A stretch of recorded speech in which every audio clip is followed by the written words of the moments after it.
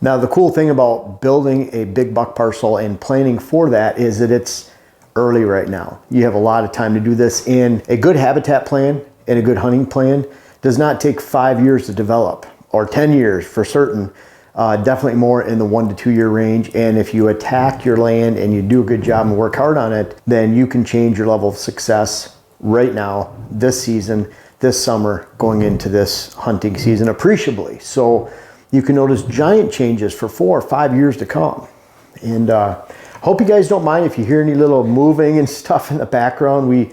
Our house is still in a state of confusion with contractors coming or going, but the finished drywallers are here, and they'll be done next week with all our paint, everything, and we're getting close. Electricians might even come then. We might even have heat in some of these areas, in some of these rooms. So we're looking forward to it, but you have to excuse some of the bumps and movements and dragging that's taking place upstairs if you can hear it.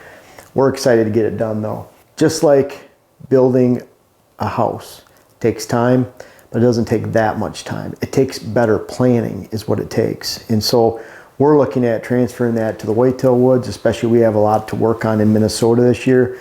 We did pretty well attacking a lot of these things right here and looking at it like we wanted to go in, we wanted to figure out where we could kill bucks, work on those stand locations, and we were effective at doing that. Here are 10 ways that you could build a big buck parcel this off season and work hard, and you have lots of time to do so. Number one, eliminate open habitat. So many times I go to a property where, whether it's a pine plantation or a big open stand of hardwoods or a big open field, you have giant areas on the land, and those all block daylight movement of bucks, let alone attracting deer and holding deer during the daylight. So you might have some great cover to the north, great food to the south, but if you have a huge stand of open hardwoods in between or open conifer and you can see right through it, especially a mature buck is going to be very reluctant to travel north to south to that food source every single day during the daylight if he has to expose himself to that open habitat. The problem with this is does and fawns, young bucks are the great deceivers. They might make you think that, boy, everything should be good. We have 15 does coming out into our food source every night, and the bucks are coming in the middle of the night. What is going wrong? Well, they don't want to travel through that open habitat. Number two, I'm going to go through these pretty quick. Number two, create high stem count cover. So when you are dropping trees, adding screening lines, also creating high stem count cover that might be early successional growth of briars, hardwood regeneration, woody shrub tips, whatever it might be. You're trying to create browse during the right time of the year, but you're doing that through high stem count. And what that means is whether you're even adding switchgrass, which isn't a browse component, but lots of stems per acre, briars, lots of stems per acre, goldenrod, hardwood regeneration, lots of shrubs, lots of stems per acre. So think about that. It's taking up space, but it's not only taking up space, it's providing cover and screening to make your woods feel a lot larger than it actually is instead of a lot smaller. When you have an open hardwoods, number one, eliminate open habitat. Makes your wood seems like a really small woods when you can see right through a quarter mile. That's not a good thing. Number three, explode the fall and winter browse. Burning activities in some of the more centrally located areas of the country for whitetails. You can burn, you can create a lot of herbaceous growth, but all that herbaceous growth is there during the summertime, early fall and spring. That's not the time you're going to build a parcel. And even more so, if you create a lot of green herbaceous growth during that time of year and all that's dead during the fall, you're creating the wrong type of habitat that's actually going to attract bucks at the right time of the year. You don't need to attract bucks during the summertime. That leads to number four, reduce or eliminate summer food. But number three right there, explode fall, winter browse, hard regeneration, planting shrubs, briars, getting sunlight to the ground will typically allow your woods to explode and provide that food, that necessary food that deer need during November, December, January, February, March. And think of it this way, that time of the year, that browse is critical. It's not even used during the summertime. Deer have everything they need during the summertime. That's why deer don't die and starve during the summertime. They starve during the wintertime. If you explode your property with a lot of fall browse, winter browse, you're going to attract bucks. Number four, reduce and eliminate summer food. This is one of the biggest misunderstandings in the whitetail habitat industry, is that you need a lot of summer food and you don't. In your area, the deer already have plenty to eat. They're not starving during the summertime. And if you spend your efforts on the summer and you spend a lot of money and your resources and time, space in your food plots in the summer months, then you're not going to have what it takes to attract those deer in the fall.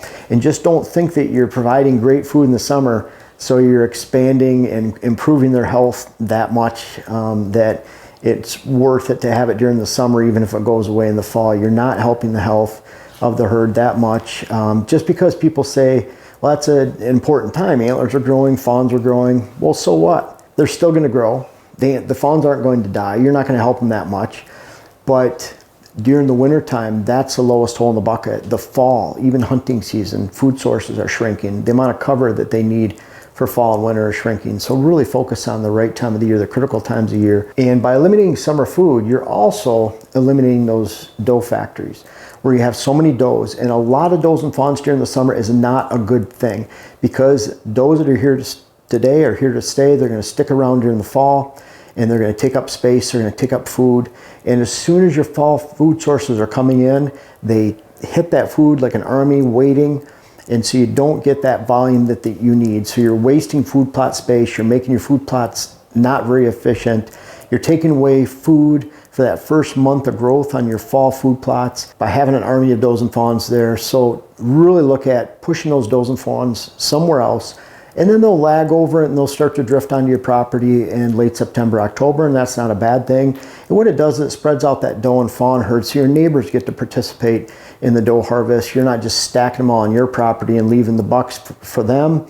They might not have the same goals you have, and it actually reduces the overall age structure of bucks because you have a ton of does on your property.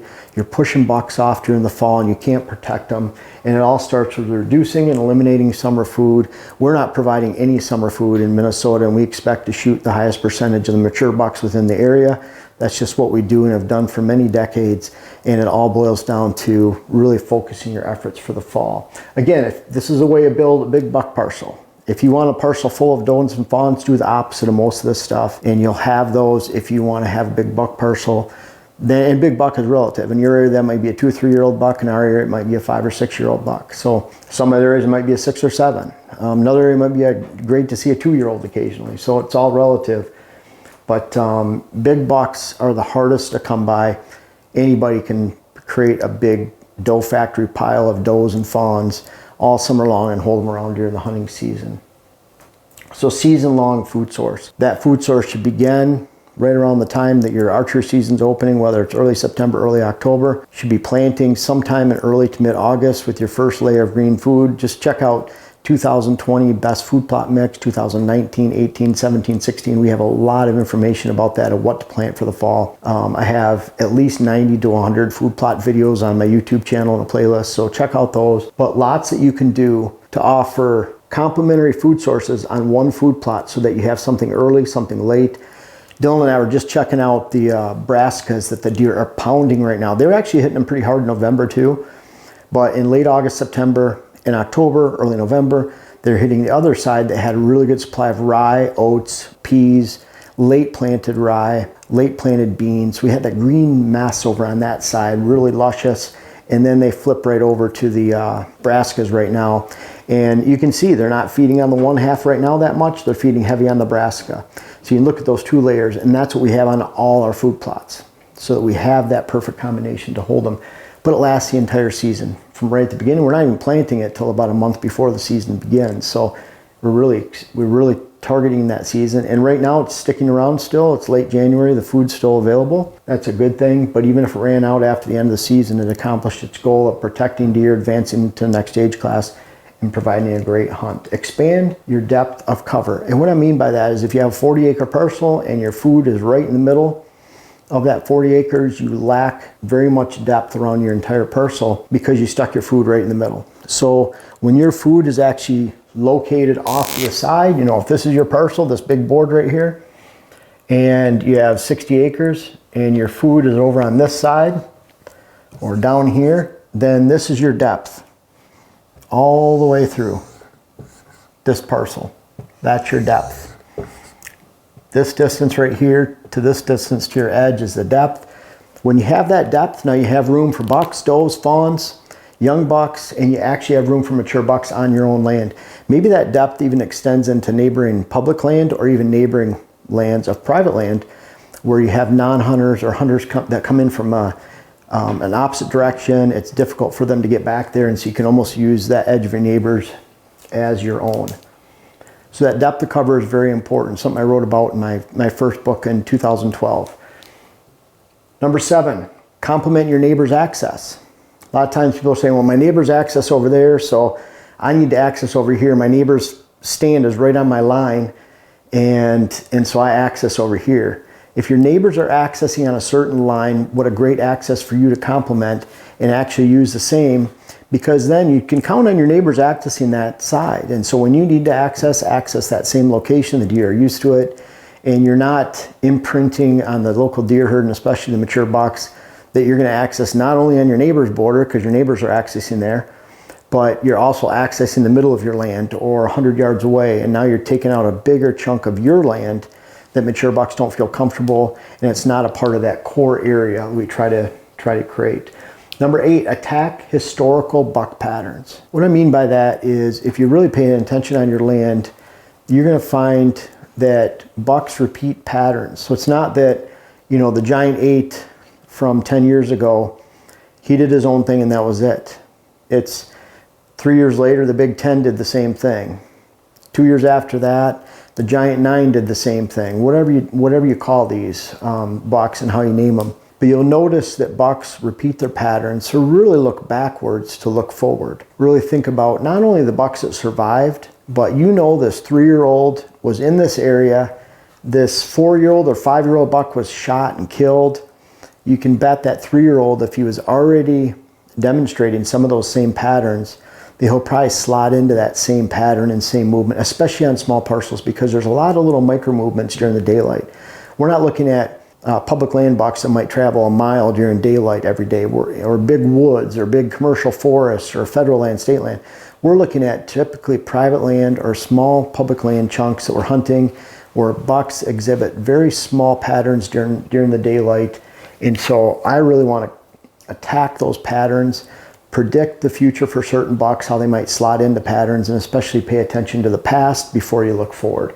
Number 9, I'm going to say this all year, sit on the couch. The more you sit on the couch and you make good decisions, smart decisions for when to hunt, the higher your success rate will become. You find someone that goes hunting every minute they can and burns out their stands, they're going to have moderate success. They might shoot some young bucks, but they're typically not going to be the one consistently shooting the oldest bucks in the neighborhood. The guys that are out there and the hunters that are typically shooting the oldest bucks in the neighborhood every single year are the ones that make smart decisions on when to use stands, when to hunt by the weather. Of course, we have HuntCast 2.0 by HuntWise. That was an algorithm that I helped infuse my algorithm into and make that better so that we could successfully predict when you should be out in the woods. But sitting on the couch, it's a great way to actually make your hunt a better hunt this fall just by being smart.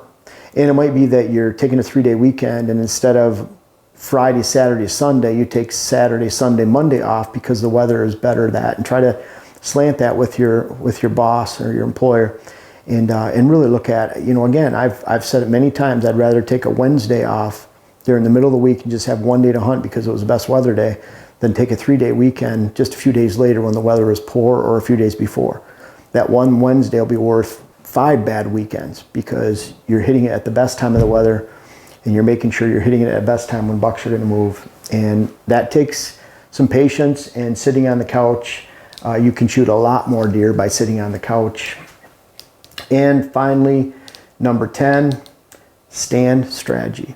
So you're making good decisions on when to hunt. You're really looking at improving your property, slanting things towards the fall. But then you have that stand strategy. Your stand strategy should include morning stands, evening stands, rut stands, late season stands, but especially different access points and different winds. And a lot of times I'll see someone with 40 acres and they have 2 stand locations. Well, they're going to be really far behind not only seeing mature bucks and having that opportunity to hunt, but also in collecting bucks on their small parcel.